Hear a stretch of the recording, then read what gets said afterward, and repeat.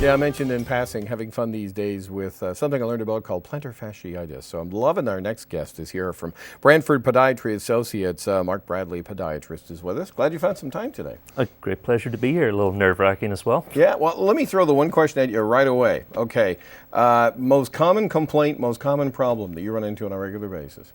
Most common problem is simple pain in the feet caused by bad footwear.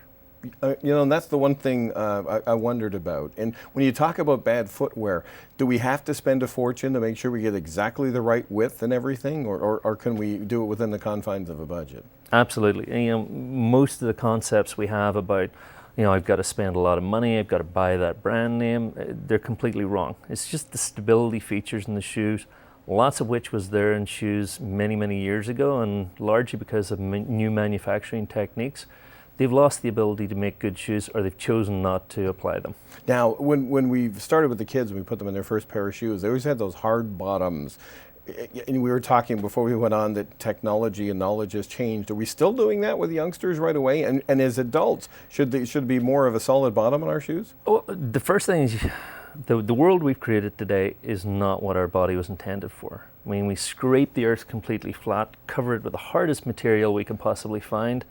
So our foot is bombarded with the same repetitive forces over and over again. So the idea of the footwear is it's supposed to be a medium between us and that hard surface, and it enables us to function as well as we possibly can.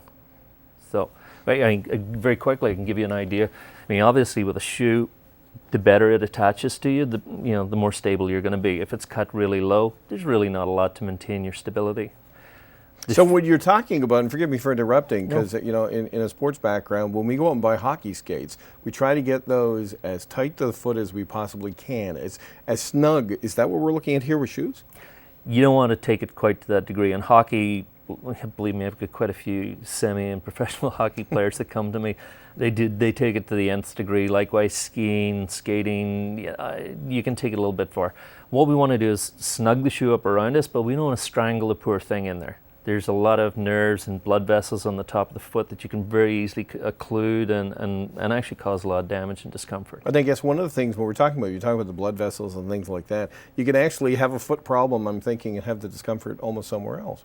Absolutely. It can. We try not to get carried away and say that the source of all these postural pains are caused by the feet.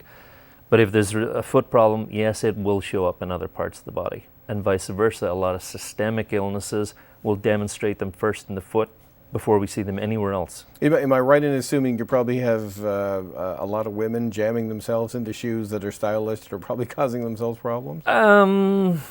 It compounds the problem. It's not the source of it.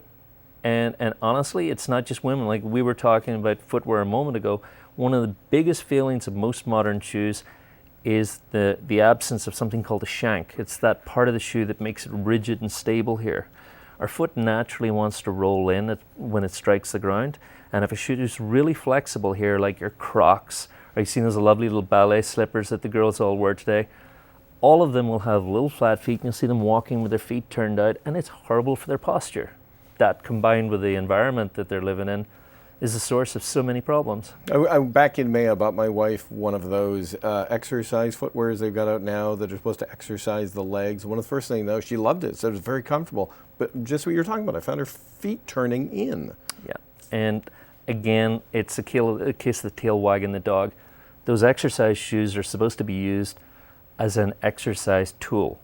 You're not supposed to use them all the time. You're not supposed to go walking for exercise. The idea is they decrease your stability to increase the muscle action. You realize you come back to see us again because we're about to hit the wall in terms of time, but I guess I want to ask one more thing on this segment especially. You talked about exercising. I'm guessing running on pavement, not the greatest thing in the world to do. Treadmills better. Is there another surface, if I want to get out and do some running, I should be looking at? Number one thing is exercise is so important. We don't get enough. So whatever you choose to do, do it. There's a point with any kind of activity, you can take it to an extreme.